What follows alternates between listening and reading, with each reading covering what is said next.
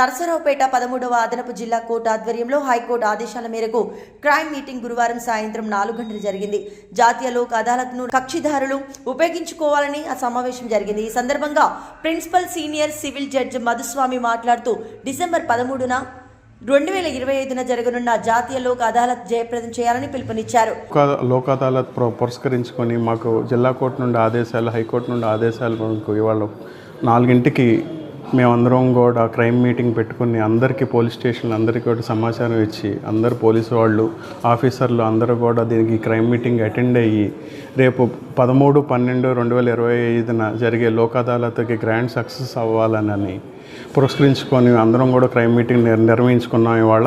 So ప్రజలందరూ కూడా ఈ అవకాశాన్ని సద్వినియోగం చేసుకోవాలని ప్రీ లిటిగేషన్ ద్వారా కానీ ముందే వచ్చి సెటిల్ చేసుకొని మీ సమస్యలని పరిష్కరించుకోవాలని కోరుకుంటున్నాము. లోక్ అదాలత్ అంటే విన్ టు విన్ సిట్యువేషనే కానీ అదేమి ఇబ్బంది కలిగే వాతావరణం కాదు. అవార్డు కూడా చక్కగా ఇమీడియట్గా వచ్చేస్తుంది, దానికి అప్పీల్ కూడా ఏమీ లేదు. సో అందరూ కూడా దీన్ని ఉపయోగించుకోవాలి, సివిల్ కానీ క్రిమినల్ కానీ.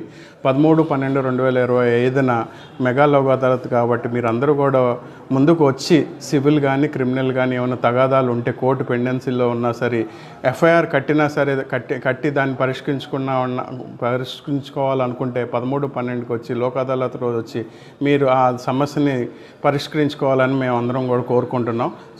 సో ఈ అవకాశాన్ని ప్రజలందరూ కూడా సద్వినియోగం చేసుకొని ఇది గ్రాండ్ సక్సెస్ చేయాలని కోరుకుంటూ సెలవు తీసుకుంటాం.